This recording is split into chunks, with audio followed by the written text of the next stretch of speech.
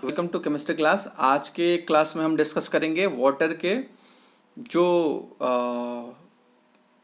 Uses हैं, उपयोग, जो कि आप लोग अच्छी तरीके से जानते हो, थोड़ा सा डिस्कस कर लेंगे। देन उसके बाद वाटर पोल्यूशन के बारे में डिस्कस करेंगे, लेकिन उससे पहले क्या भी डिस्कस करते हैं कि पीने योग्य जो जल होता है उसको कैसे शुद्ध किया जाता है। प्रीवियस क्लास में मैंने आरओ के बारे में अच्छे से तरह डिस्कस कर लिया, आप लोग वीडियो देख लीजिएगा। आपके सिलेबस के हिसाब से थोड़ा कंप्लीट करने की कोशिश करते हैं कि क्या है। ठीक है, वाटर जैसे कि हम जानते हैं कि पीने का जो जल होता है वह स्वच्छ, रंगहीन, गंधहीन और रोगाणु रहित होना चाहिए। मतलब क्या होता है, उसमें बैक्टीरिया या ये सब चीज़ गंदगी नहीं होनी चाहिए और शुद्ध होने चाहिए। तो उसके लिए हम क्या क्या करते हैं उसके बारे में जानने की कोशिश करते हैं। ठीक है, हमारे शरीर में ज़्यादा पार्ट क्या होते हैं, वाटर ही होते हैं। ठीक है, पीने लायक जल बनाने के लिए प्लांट में वो शुद्ध किया जाता है उसको, लेकिन नॉर्मल तरीके से भी आप कैसे शुद्ध कर सकते हो।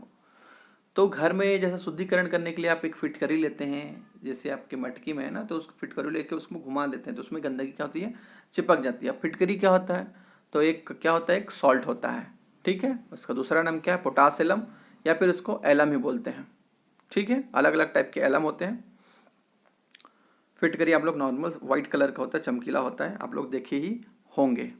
ठीक है, उसका यूज़ करके जल को शुद्ध किया जा सकता है। दूसरी बात करें हम विरंजक चूर्ण की। विरंजक चूर्ण की बात करें तो विरंजक चूर्ण होता क्या है, कैल्शियम हाइपोक्लोराइड या फिर कैल्शियम ऑक्सीक्लोराइड। ठीक है, ब्लीचिंग पाउडर, इसके बारे में डिटेल चर्चा करेंगे कि ब्लीचिंग पाउडर कैसे बनाया जाता है, क्या यूजेस होती हैं। ठीक है, नॉर्मल इसमें जान लीजिए कि पानी को शुद्ध करने के लिए ब्लीचिंग पाउडर यूज़ किया जाता है। नेक्स्ट है हमारा पोटेशियम परमैंगनेट, लाल दवा। गांव में कुएं के पानी में ऐसे क्लोरीन की और पोटेशियम परमैंगनेट लाल दवा की गोली डाल दी जाती है, जैसे गंदगी को या फिर कुछ सूक्ष्म जीवाणु उसको ख़त्म करने के लिए। ठीक है, ये आप गांव में अक्सर देख सकते हो इसको। पराबैंगनी किरणों से शोधन, जैसे यूवी रेस, इसके प्रीवियस क्लास में मैंने आरओ और यूवी के बारे में अच्छे से डिटेल से डिस्कशन किया है, तो उसमें आप देख सकते हो कि जो वाटर प्यूरिफायर जो आरओ होता है या कैंट होता है, कैंट आरओ होता है, उसमें आप देख सकते हो कि कितने टाइप से वाटर को प्यूरिफाई किया जाता है। एक प्यूरिफाई होता है आरओ से, दूसरा होता है यूवी से, तीसरा होता है यूएफ से। इसके प्रीवियस वीडियो हम लोग जा सकते हो। ठीक है, टीडीएस को कंट्रोल किया जाता है, टोटल डिजॉल्व सॉलिड को।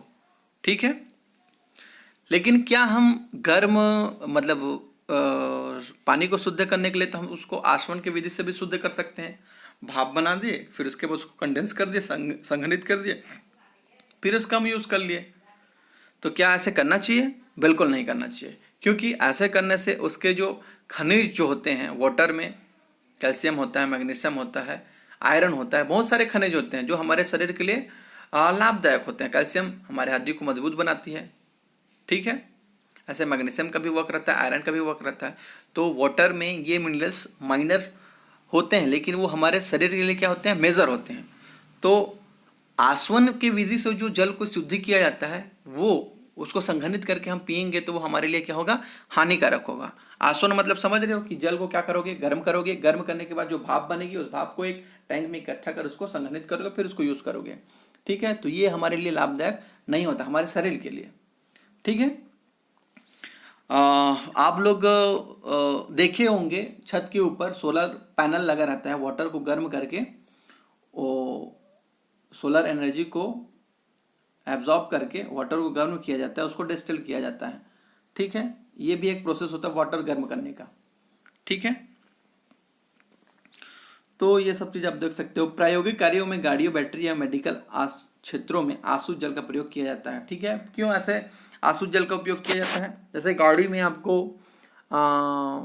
कूलिंग के लिए आप वाटर यूज़ करते हो।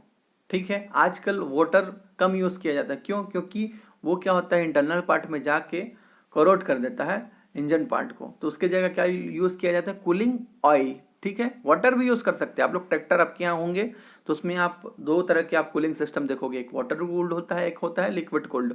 ठीक है, ऑयल कूल्ड होता है। ठीक है, ऑयल नहीं है तो आप वाटर डाल सकते हो, लेकिन लंबे इंजन लाइफ के लिए आपको कूलिंग ऑयल ही यूज़ करना चाहिए। ठीक है।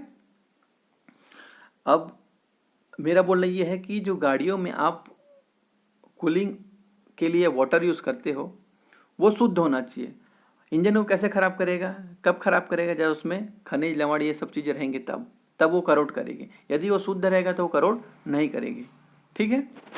तो इस प्रकार आप जान सकते हो कि क्या होता है पीने लायक जल, कैसे बनाया जाता है, कैसे शुद्ध किया जाता है। करेक्ट है, ये रहा। चलिए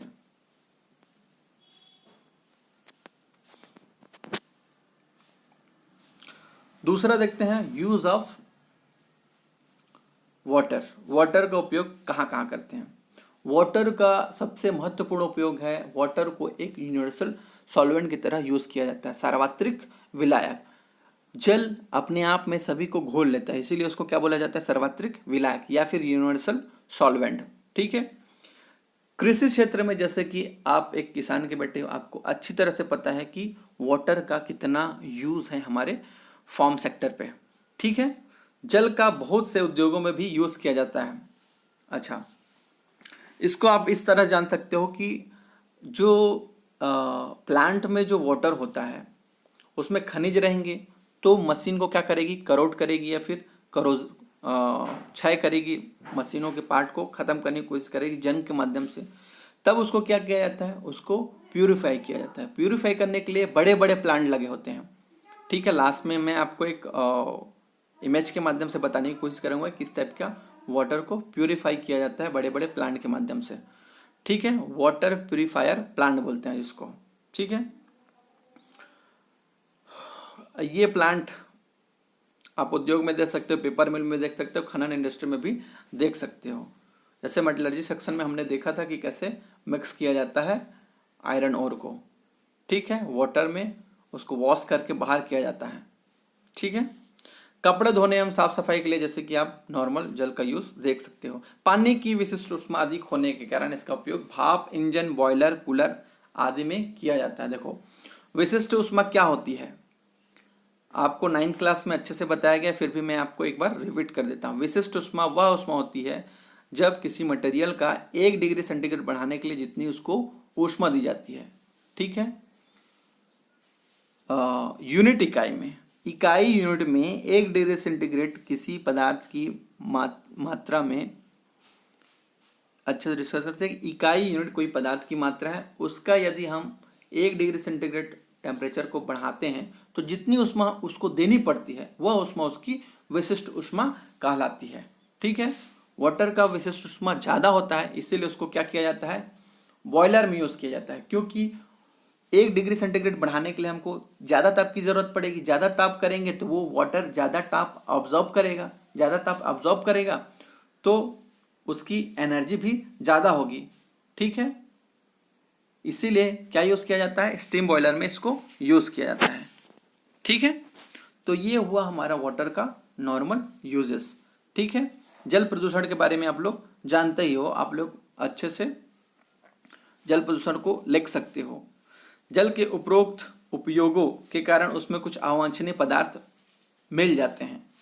साथ ही ऑक्सीजन की कमी हो जाने के कारण भी जल के गुणों में परिवर्तन हो जाता है। ऐसा जल प्रदूषित जल कहलाता है।